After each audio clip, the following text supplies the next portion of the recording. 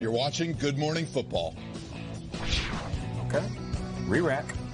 Oh, Joe Thomas, he's so sweet and so wonderful, and everybody loves him. He's a thief. Whoa. You got the sticky fingers. Look at this. Everybody who comes in here wants one of the mugs. They're great mugs. Joe just decided to take it. Took it right out of the There's only 6 on Earth. It's like the Willy Wonka, chocolate golden ticket. It looks like a shot glass in his hand. I know, it looks His hand small. is so big. It is. And it was in my hand with my water, and he just took it. That's not a fresh one. He just said, I want this thing too bad. So he couldn't Setting a get precedent. Yeah. he couldn't get wet bandits in turn. I mean, he couldn't get Joe Pesci in turnover, but now he turns into It is true. the wet bandit. Right. The boys in blue are very Daniel busy in New York, but I mean, guys, Joe Thomas on the loose, and he stole one of our things. Come on, hello, the I finest. hear he's on his way to Petty WME. theft? Get down there. Get to Flatiron now. All right, let's bring in our guy, Will Selva. He just took it and ran, Will. Hey, why not? That's what you got to do sometimes. Wasn't that Cam Jordan? He came on and he was begging for a mug, wasn't it? Yep. Yeah.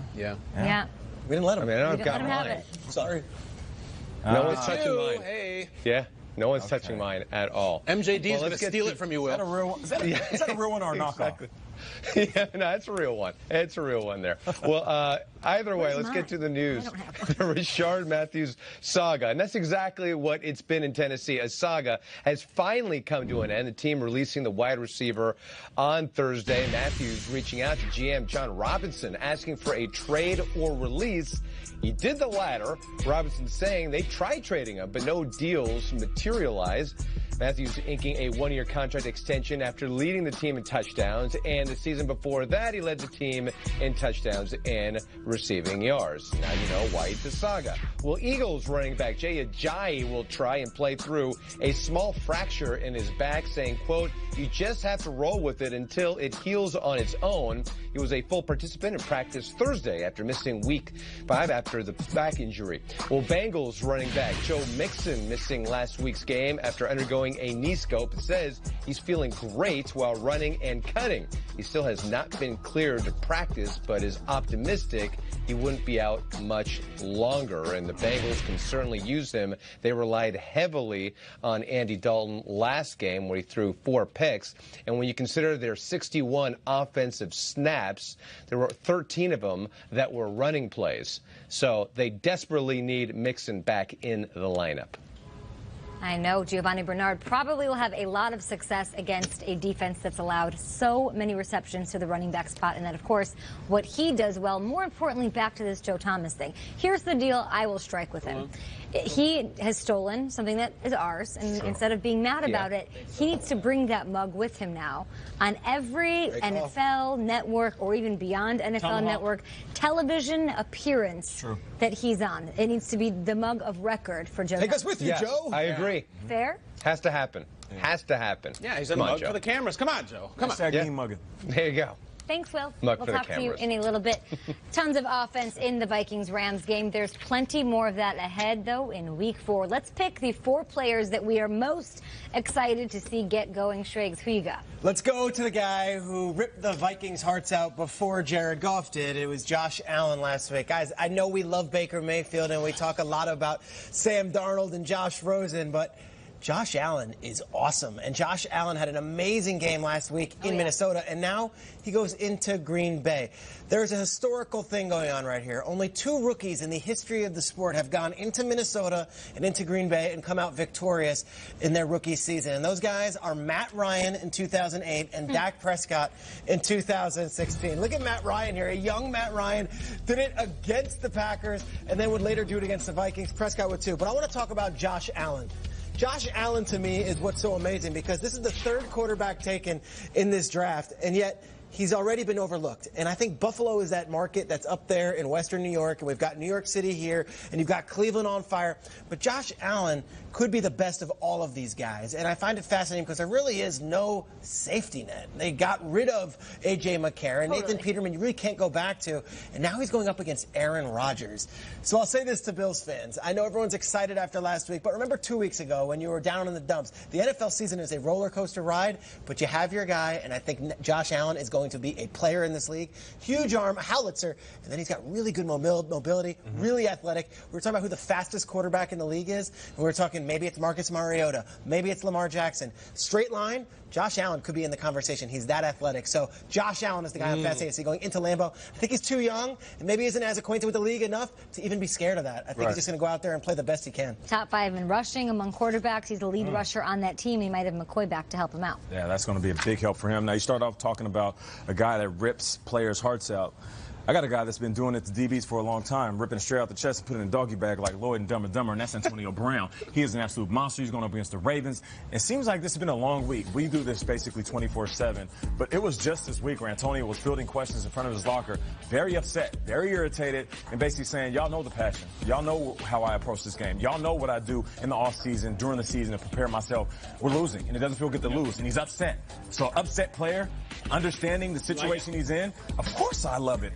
For him to go out there and try to have one of those big games, this is going to be it. Last year, week 14 versus the Ravens, he had 18 targets, 11 receptions, 213 yards. My man went clean off. That's 4th most in Steelers history. Game-winning touchdown, too. They were trying to feed him. So do you think that going into this game, they're going to look at Antonio Brown and say, hey, you are the best receiver in the world. I'm about to feed you. Feed the beast. My man. Love that. I mean, he's undefeated.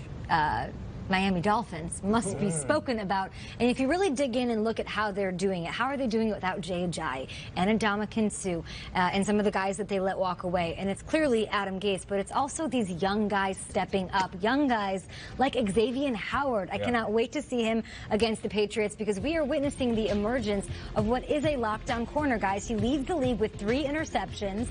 He's entering his 3rd year. He's in a rookie contract. By the way, I mean, he erased Amari Cooper. He made Amari Cooper not a thing. He has the lowest passer rating against, just 20.8. He's allowing less than 36% completions against him.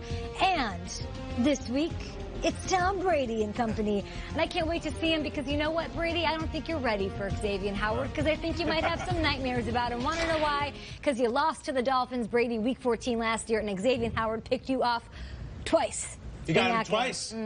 So I'm super excited to see this breakout in his 3rd year, making it happen. I love the story. He does that, the Dolphins win, the table explodes. That's your 7A game right there. Kay did something earlier in the week where she was celebrating the surrounding cast on defense of the Bears, guys like Floyd and Trevathan and guys who aren't getting as much credit. And I liked that because as a fellow Chicagoan, I loved Horace Grant, and I loved Stacey King, and I loved Bill Wennington. When the Dream Team jerseys came out, I got number 8, Pippen. Everyone had number 9, I got number 8. So I love the supporting cast in Chicago. But I'm still excited to see Jordan. I want to see Khalil Mack. I want everybody, if you're not watching the Bears games, pay no attention to the stat line, because even when he does have a sack or a forced fumble, or when he doesn't, he disrupts every play. There is not a player who needs a bubble in the bottom left corner of the screen any more than Khalil Mack. In fact, they should put the game in the bubble and give him the rest of the screen, because every play, he is absolutely nuts. He is so scary, so terrifying. I think he even needs his own channel. We have the red zone. I think we need something that's just Khalil Mack plays. I think you call it the dead zone, because that's what your drive is the second he comes off the ball. Scariest player in football. Oh! That's the dead zone. It's hosted by either, I think, Elvira or the Crypt Keeper or something like that. It's just Elvira's sitting there. By the way, Cassandra Peterson, Peter, let's call her by her real name. Cassandra Peterson is sitting there, the mistress of the night, and you go to the dead zone channel, and there's Khalil Mack again, running up against this old man with a beard and the Tampa Bay Bucks. It's a great, colorful, dynamic, scariest player right now in football, best defensive player. Khalil Mack is the Jordan. I love the other guys, where we go from Stacey King to Stephen King, the dead zone. That is it, Khalil Mack. That is terrifying. So terrifying. That's the real deal. It's an actual picture of him. Continue to haunt me well beyond the end of the show. Imagine Fitzpatrick feels. Tales from the script. I love it. Like it. You guys can keep the fun going with Colleen and Emrob and Reggie Bush and Mike Garofalo getting you caught up on all your NFL news, your info, everything you need, all the analysis. Then Sunday mornings, bright and early at 7, Steve Smith joins the crew while the reporters first they're on game day, on the field, coast to coast, getting you ready for a huge day of NFL action. It's Good Morning Football Weekend, Saturdays at 9, Sundays at 7 Eastern, right here. Okay. Running around the table? Is he doing a lap there? On NFL Network. Oh, what's up? Okay, Emrob. Full button. I like that. All the way to the top. The Bubba Watson. Stylish guy. All right, Carson Wentz comeback tour continues this Sunday.